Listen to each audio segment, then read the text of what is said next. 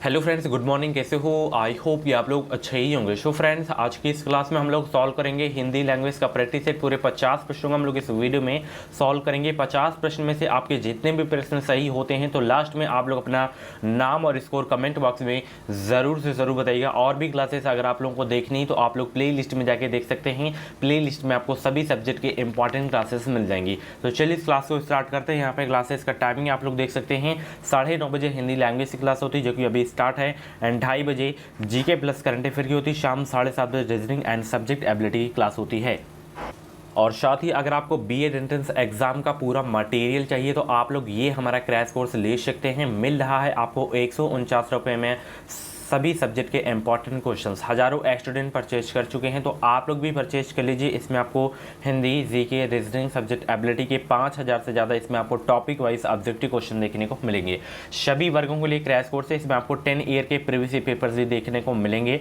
490 page की PDF है। Hindi language में क्वेश्चन होंगे। वीडियो के डिस्क्रिप्शन बॉक्स में एक लिंक है, उस लिंक पे जब आप लोग क्लिक करेंगे तो उसमें नाम, मोबाइल नंबर, ईमेल आईडी आपसे पूछा जाएगा। उसके बाद 149 रुपये का पेमेंट करना है। जैसे ही आपका पेमेंट सक्सेसफुल होता है उसके बाद डाउनलोड का ऑप्शन है, आप लोग डाउनलोड कर लीजिएगा। ओके, चलिए क्लास को कंटिन्यू करते हैं। सभी लोग वीडियो को लाइक कर देंगे, शेयर कर देंगे ताकि और सारे लोग ज्वाइन हो सकें हमारी क्लास से। सबसे पहला क्वेश्चन आपकी स्क्रीन पे आ गया है। सूरदास की कौन सी रचना उनकी प्रसिद्धि का मूल आधार है? 51 का जवाब देने का प्रयास करेंगे। बहुत ही जबरदस्त प्रश्न है, सभी लोग आंसर बताने का प्रयास करेंगे। सूरदास की कौन सी रचना उनकी प्रसिद्धि का मूल आधार है? वो रचना है सूरसागर। सूरसागर रचना जो है उनकी प्रसिद्धि का मूल आधार है सूरदास जी की। ऑप्शन इसका जो है बी वाला बिल्कुल करेक्ट हो जाएगा। ठीक है, चलिए अगले प्रश्न का जवाब देंगे सभी लोग। आदिकाल में पहेलियाँ लिखने वाले कवि थे कौन? आदिकाल में पहेलियाँ लिखने वाले कवि थे कौन? 52 का जवाब देने का प्रयास करेंगे। आंसर सोचने का अगर आप लोगों को ज़्यादा समय चाहिए तो आप लोग वीडियो को रोक भी सकते हैं। इन क्लासेस की अगर आपको फ्री में पीडीएफ चाहिए तो आप लोग हमारे टेलीग्राम चैनल से ज्वाइन हो सकते हैं। टेलीग्राम चैनल का नाम है एजुकेशन मिसाइल। इस वीडियो के डिस्क्रिप्शन बॉक्स में टेलीग्राम चैनल का लिंक दे दिया, आप लोग ज्वाइन हो सकते हैं। तो आदिकाल में पहेलियाँ लिखने वाले कवि जो थे वो थे खुसरो। ऑप्शन इसका जो है बी वाला बिल्कुल करेक्ट हो जाएगा। ठीक है, चलिए अगले प्रश्न का जवाब देंगे सभी लोग। यहाँ पे देख सकते हैं, दुल्हिन गावहू मंगलाचार, हम घर आए राजा राम भरतार, ये किसकी पंक्तियाँ हैं? सभी लोग जवाब देने का प्रयास करेंगे। ये किसकी पंक्तियाँ हैं? 53 का राइट आंसर क्या हो जाएगा? ये पंक्ति किसकी है? दुल्हिन गावहू मंगलाचार, हम घर आए राजा राम भरतार, ये किसकी पंक्तियां हैं? तो यह पंक्तियां जो हैं कबीर दास की हैं। ऑप्शन इसका बी वाला बिल्कुल करेक्ट हो जाएगा। इंपॉर्टेंट क्वेश्चन है आपके एग्जाम के लिए। ठीक है, इस वीडियो में मैंने जितने भी क्वेश्चंस लिए हैं सारे के सारे सेलेक्टेड क्वेश्चंस लिए हैं, इंपॉर्टेंट क्वेश्चंस लिए हैं जो एग्जाम में बार बार रिपीट होते हैं। 2022 में यूपी से बीएड करना है बेहतरीन अंकों के साथ। अगर आपको बीएड में एडमिशन लेना है तो बस आप लोग हमारे चैनल से जुड़ जाएं। चैनल को सब्सक्राइब करके बेल आइकन को ऑल पे प्रेस कर लीजिएगा। जो भी यूपी बीएड की अपडेट है वो अपडेट आपको सबसे पहले हमारे चैनल के माध्यम से देखने को मिलेगी। चलिए, बुंदेले हर बोलो के मुँह, हमने सुनी कहानी थी, खूब लड़ी मर्दानी, वह तो झांसी वाली रानी थी। प्रस्तुत पंक्तियों के रचयिता कौन है? सभी लोग जवाब देने का प्रयास करेंगे। इस पंक्ति के रचयिता कौन है?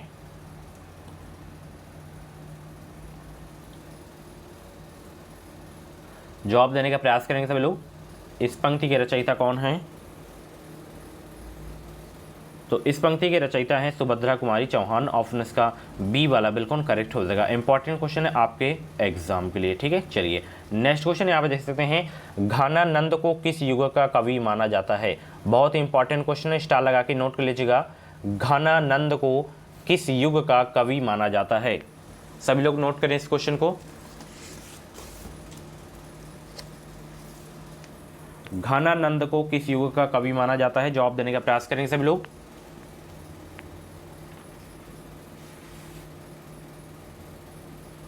आदिकाल का, भक्ति काल का, रीतिकाल का या भारतेंदु काल का? तो घनानंद को किस युग का कवि माना जाता है? रीतिकाल का कवि माना जाता है घनानंद को। ऑप्शन इसका जो है सी वाला बिल्कुल करेक्ट हो जाएगा। इंपॉर्टेंट क्वेश्चन है आपके एग्जाम के लिए। चलिए, अल्प प्राण ध्वनियों का समूह कौन सा है? बताइए, अल्प प्राण ध्वनियों का समूह कौन सा है? अल्प प्राण, महाप्राण, सब पढ़ा चुका हूँ, घोष अघोष सब पढ़ा चुका हूँ। अगर पिछली टॉपिक वाइज की क्लासेस को नहीं देखे तो आप लोग जाके देखिए, ट्रिक भी बताया था आपको मैं। अल्प प्राण कैसे याद रखना है? 135 और 24। महाप्राण आपका 24 हो गया, ये 135 मतलब अल्प प्राण हो गया, यानी कि पहला वर्ण, तीसरा वर्ण, पांचवा वर्ण, मतलब का हो गया आपका, उसके बाद गा तीसरा वर्ण हो गया, अंगा आपका पांचवा वर्ण हो गया, उसी तरह चा वर्ग में हो जाएगा, उसी तरह टा वर्ग में हो जाएगा, उसी तरह ता वर्ग में हो जाएगा, उसी तरह पा वर्ग में हो जाएगा।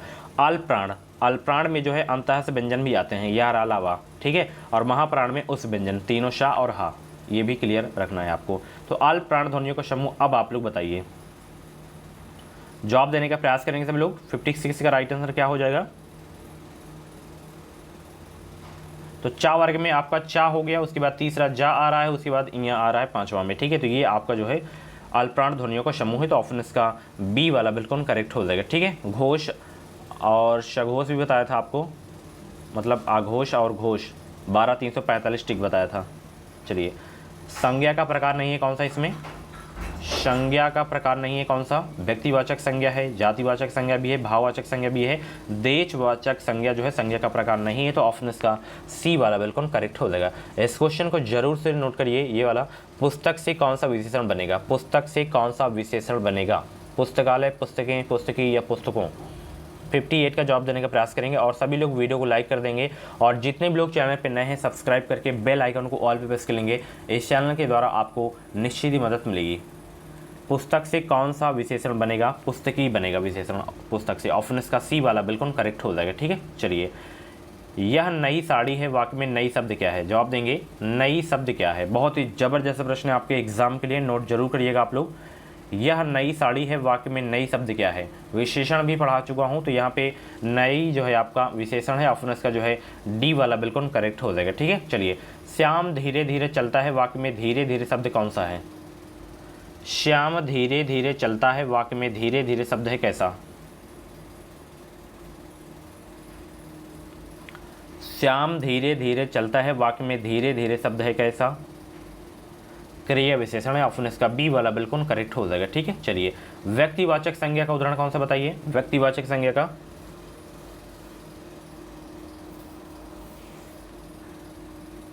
व्यक्तिवाचक संज्ञा है, जवाब देने का प्रयास करेंगे।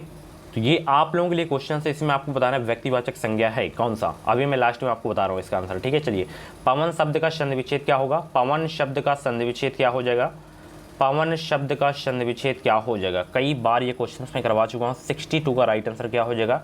पवन शब्द का संधि विच्छेद होगा पो धन अन हो जाएगा, पवन शब्द का संधि विच्छेद, ऑप्शन इसका सी वाला बिल्कुल करेक्ट हो जाएगा। उच्चारण का संधि विच्छेद बताइए, उच्चारण का संधि विच्छेद क्या हो जाएगा? उच्चारण का संधि विच्छेद क्या हो जाएगा? तो उच्चारण का संधि विच्छेद हो जाएगा उत धन चारण, ऑप्शन इसका डी वाला बिल्कुल करेक्ट हो जाएगा, ठीक है। चलिए, तेंदुलकर ने एक ओवर में 5 छक्के लगाए, इस वाक्य में उद्देश्य क्या है? इस वाक्य में उद्देश्य क्या है? तेंदुलकर ने एक ओवर में 5 छक्के लगाए, इस वाक्य में उद्देश्य क्या है? तेंदुलकर है, ऑप्शन इसका बी वाला बिल्कुल करेक्ट हो जाएगा, ठीक है। चलिए, कन्यादान में बताइए कौन सा समास है? कन्यादान में कौन सा समास है? कन्या के लिए दान या कन्या को दान, तो इसमें जो है आपका तत्पुरुष समास है, ऑप्शन इसका जो है सी वाला बिल्कुल करेक्ट हो जाएगा। इंपॉर्टेंट क्वेश्चन है आपके एग्जाम के लिए। समास की क्लास भी हो गई, जाके देखिए। दो अथवा दो से अधिक शब्दों से मिलकर बने हुए नए सार्थक शब्द को क्या कहते हैं? दो अथवा दो से अधिक शब्दों से मिलकर बने हुए नए सार्थक शब्द को क्या कहते हैं?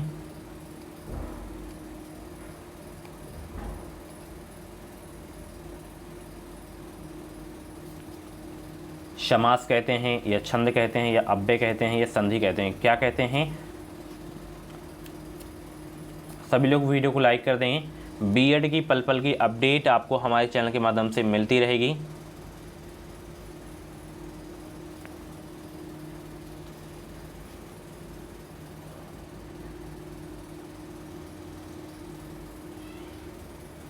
उसे कहते हैं समास, ठीक है। ऑप्शन इसका ए वाला बिल्कुल करेक्ट हो जाएगा। चलिए, पंथ का सही पर्यायवाची नहीं है कौन सा?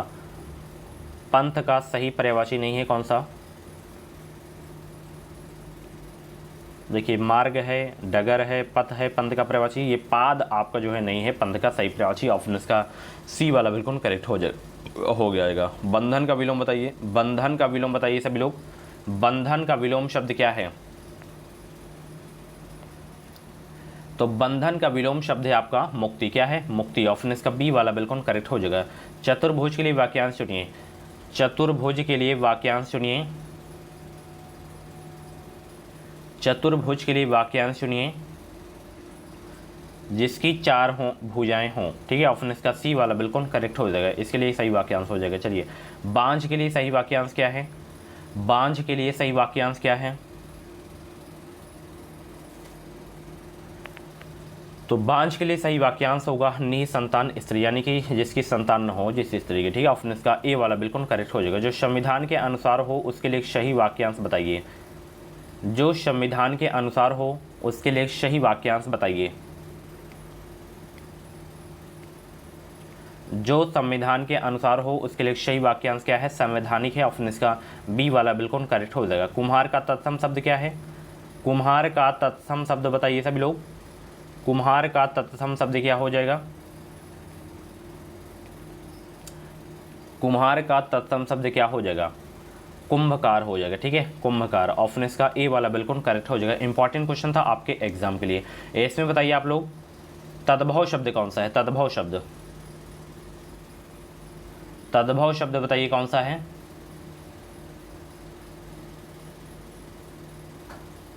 तो इसमें देखिए तद्भव शब्द आपका अमी है। ठीक है, इसका तत्सम क्या होता है? अमृत होता है। तो ऑप्शन इसका डी वाला बिल्कुल करेक्ट हो जाएगा। ठीक है, चलिए, अनु उपसर्ग से निम्न में से कौन सा शब्द नहीं बना है? बताइए, अनु उपसर्ग से कौन सा शब्द नहीं बना है? जवाब देने का प्रयास करेंगे सभी लोग। अनु उपसर्ग से निम्न में से कौन सा शब्द नहीं बना है? अग्रज नहीं बना है, बाकी अनुराग बना है, अनुकरण बना है, अनुशीलन बना है। अग्रज आपका नहीं बना है। ऑप्शन इसका बी वाला बिल्कुल करेक्ट हो जाएगा। धनवंत में प्रत्यय बताइए कौन सा है? धनवंत में प्रत्यय बताइए कौन सा है?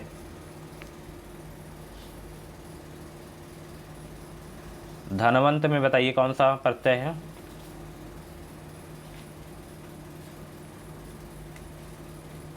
तो धनवंत में आपका प्रत्यय है वंत। ऑप्शन इसका बी वाला बिल्कुल करेक्ट हो जाएगा। चलिए, दिए गए शब्दों में भिन्न अर्थ वाला शब्द कौन सा है? दिए गए शब्दों में भिन्न अर्थ वाला शब्द कौन सा है?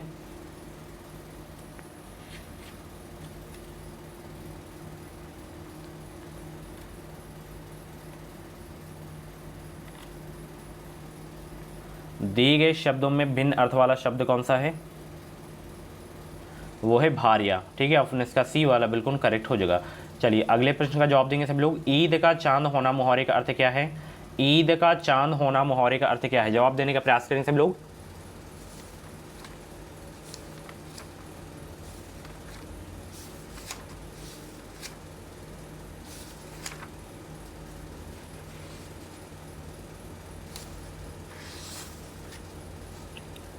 जवाब देने का प्रयास करेंगे सभी लोग।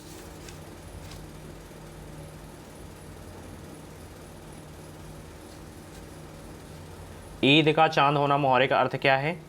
बहुत दिनों बाद दिखाई देना। ऑप्शन इसका बी वाला बिल्कुल करेक्ट हो जाएगा। खून के घूंट पीना मुहावरे का अर्थ क्या है?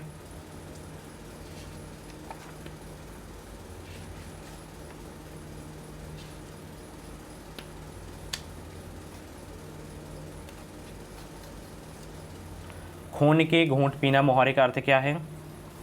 अपमान सहना। ऑप्शन इसका बी वाला बिल्कुल करेक्ट हो जाएगा। ठीक है, चलिए, शुद्ध वर्तनी वाले शब्द का चयन करना है इसमें आपको। शुद्ध वर्तनी वाले शब्द का चयन करें सभी लोग।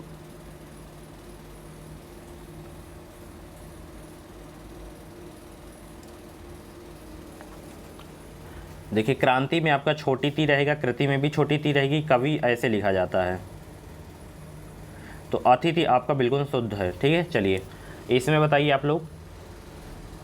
80 का जवाब देंगे सभी लोग। नीति गलत है, बृहस्पति भी गलत है, गति भी गलत है। गति ऐसे लिखा जाता है, सभी को पता भी है। नीति इसमें बिल्कुल सही है। ठीक है, शुद्ध वर्तनी वाला शब्द है। ठीक है, चलिए, ये छोटी ती रहेगी बृहस्पति में। दिए गए प्रश्न के 4 विकल्पों में से सही वाक्य का चयन करें। चारों वाक्यों को आप लोग पढ़िए, फिर आप लोग बताइए कौन सा वाक्य सही है। 81 का जवाब दें सभी लोग। बाघ और बकरी एक घाट पर पानी पीते हैं। बाघ और बकरी एक घाट पर पानी पीती हैं, ये आपका अशुद्ध हो गया। बाघ और बकरी घाट एक पर पानी पीते हैं, ये तो पढ़ते ही पता चल गया। बाघ और बकरी एक घाट पर पानी लेते हैं, गलत। बाघ और बकरी एक घाट पर पानी पीते हैं, तो ये आपका जो वाक्य है बिल्कुल सही वाक्य है, ऑप्शन इसका ए वाला बिल्कुल करेक्ट हो जाएगा। ठीक है, चलिए। स्थायी भाव में उत्पन्न और विलीन होते रहने वाले भाव कहलाते हैं कैसे? स्थायी भाव में उत्पन्न और विलीन होते रहने वाले भाव कहलाते हैं क्या? संचारी भाव कहलाते हैं, ऑप्शन इसका सी वाला बिल्कुल करेक्ट हो जाएगा। दोहा और रोला के संयोग से बनने वाला छंद है कौन सा? दोहा और रोला के संयोग से बनने वाला छंद है कौन सा? जवाब दें सभी लोग।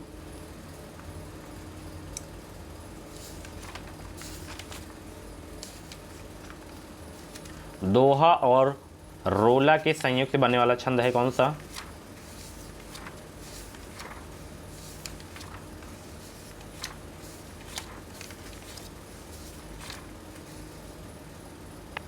दोहा और रोला के संयोग से बनने वाला छंद कौन सा है? तो वो है कुंडलिया, ऑप्शन इसका जो है बी वाला बिल्कुल करेक्ट हो जाएगा। सुख मयंक सम मंजू मनोहर में अलंकार है, बताइए कौन सा? सुख मयंक सम मंजू मनोहर में अलंकार है कौन सा?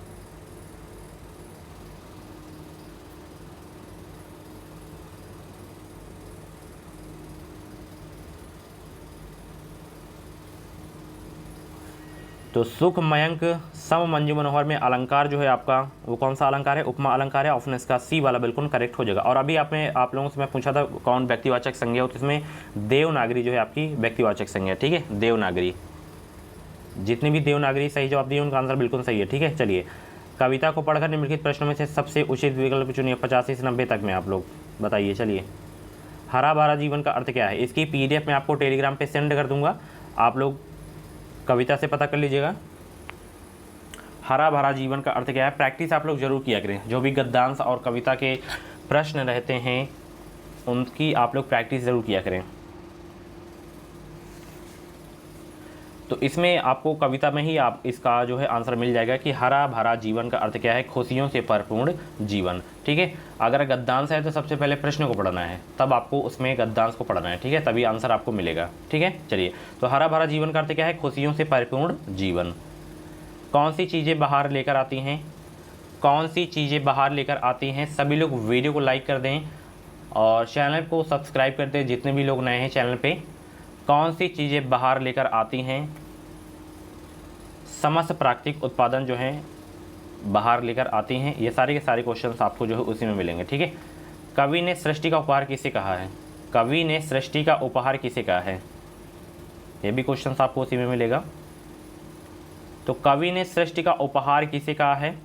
प्राकृतिक सुंदरता और उससे उत्पन्न होने वाली खुशी को जो है कवि ने सृष्टि का उपहार कहा है, ऑप्शन इसका सी वाला बिल्कुल करेक्ट हो जाएगा। कवि यह संदेश देना चाहता है कि, क्या हो जाएगा इसका राइट आंसर? कवि यह संदेश देना चाहता है कि जो है पर्यावरण संरक्षण से ही जीवन संभव है, ऑप्शन इसका बी वाला बिल्कुल करेक्ट हो जाएगा। जो दक्षताएं हमारे दैनिक जीवन में काम नहीं आती उनमें हमारा प्रदर्शन अक्सर क्या होता है? इसका भी राइट आंसर आपको उसी में मिलेगा, खराब होता है उसका प्रदर्शन अक्सर, ऑप्शन इसका सी वाला बिल्कुल करेक्ट हो जाएगा। ठीक है, चलिए। अनुच्छेद के आधार पर बताइए कि सामाजिक व सांस्कृतिक परिवेश ज्ञान को क्या कहते हैं या क्या कर सकता है? लास्ट क्वेश्चन है उसमें का कविता का। अनुच्छेद के आधार पर बताइए कि सामाजिक व सांस्कृतिक परिवेश ज्ञान को बनाने में मदद भी करता है और उसे संकुचित व सीमित भी कर सकता है। ठीक है, उसके परिवेश ज्ञान को, सांस्कृतिक परिवेश ज्ञान को, तो ऑप्शन इसका बी वाला बिल्कुल करेक्ट हो जाएगा। ठीक है, चलिए। पत्र की भाषा कैसी होनी चाहिए? पत्र की भाषा कैसी होनी चाहिए? जवाब देंगे सब लोग। पत्र की भाषा कैसी होनी चाहिए? तो पत्र की जो है भाषा सरल भी होनी चाहिए, लेख स्पष्ट भी होनी चाहिए, सुंदर भी होनी चाहिए पत्र की भाषा। ये सभी जो है भाषाएं होनी चाहिए पत्र की भाषाएं। ठीक है, चलिए। किस शैली में मूल भाषा की शैली अपेक्षित हो जाती हैं? किस शैली में मूल भाषा की शैली अपेक्षित हो जाती हैं? किस शैली में मूल भाषा की शैली अपेक्षित हो जाती हैं? छायानुवाद शैली में जो है अपेक्षित हो जाती हैं, ऑप्शन इसका जो है बी वाला बिल्कुल करेक्ट हो जाएगा। ठीक है, चलिए। अगले प्रश्न का जवाब देंगे। छायावादी काव्य की उपधारा है कैसे? कौन छायावादी काव्य की उपधारा है? तो वो है रहस्यवाद, ऑप्शन इसका बी वाला बिल्कुल करेक्ट हो जाएगा। ठीक है, चलिए। किस कवि को कवियों को कवि कहा जाता है? जबरदस्त प्रश्न है। किस कवि को कवियों का कवि कहा जाता है? नोट कर लीजिएगा इस क्वेश्चन को। किस कवि को जो है कवियों का कवि कहा जाता है?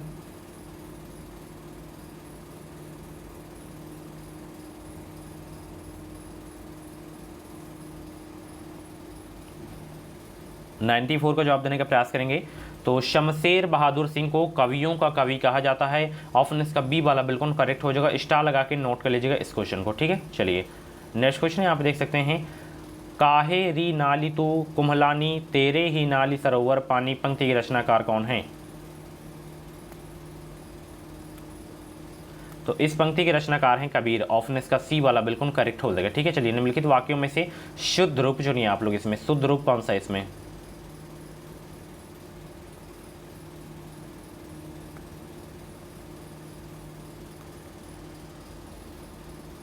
तो इसमें देखिए बी वाला आप लोग अच्छे से पढ़िए, हमारी आयुष्मती कन्या का विवाह होने जा रहा है। ये जो है आपका वाक्य बिल्कुल शुद्ध रूप है, ठीक है। चलिए बी वाला करेक्ट हो जाएगा। भाषा का संबंध किससे माना जाता है? भाषा का संबंध किससे माना जाता है? तो भाषा का संबंध माना जाता है विचार से भी और भाव से, ए व बी दोनों से, ठीक है। भाषा और विचार दोनों से माना जाता है भाषा का संबंध। ऑप्शन इसका सी वाला बिल्कुल करेक्ट हो जाएगा, ठीक है। चलिए प्रेम वाटिका किसकी कृति है? प्रेम वाटिका किसकी कृति है? 98 का जवाब देने का प्रयास करेंगे। प्रेम वाटिका किसकी कृति है? स्टार लगा के नोट कर लीजिएगा, एग्जाम में कई बार पूछा जा चुका है ये प्रश्न। तो प्रेम वाटिका किसकी कृति है? रश खान की है कृति। ऑप्शन इसका सी वाला बिल्कुल करेक्ट हो जाएगा। तोड़ने ही होंगे मठ और गढ़ सब किसकी पंक्ति है? तोड़ने ही होंगे मठ और गढ़ सब किसकी पंक्ति है? ये जो है पंक्ति मुक्ति बोध की है। ऑप्शन इसका डी वाला बिल्कुल करेक्ट हो जाएगा।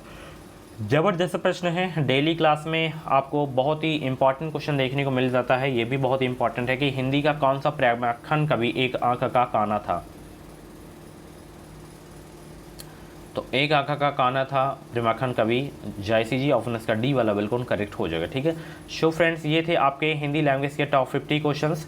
इन टॉप 50 क्वेश्चंस में से आपके जितने भी क्वेश्चंस करेक्ट हुए हों तो आप लोग अपना नाम और स्कोर कमेंट बॉक्स में ज़रूर बताइएगा। और ऐसी वीडियोस देखने के लिए आप लोग हमारे चैनल से जुड़ जाएं। चैनल को सब्सक्राइब करके बेल आइकन को ऑल पे प्रेस कर लीजिएगा। जो भी यूपी बीएड की अपडेट रहेगी वो अपडेट आपको सबसे पहले हमारे चैनल के माध्यम से देखने को मिलेगी। कुछ डाउट वगैरह हो तो आप लोग कमेंट बॉक्स में अपना डाउट क्लियर कर सकते हैं। मिलते हैं अगली क्लास पे। Thank you so much. Channel को सब्सक्राइब कर लीजिएगा।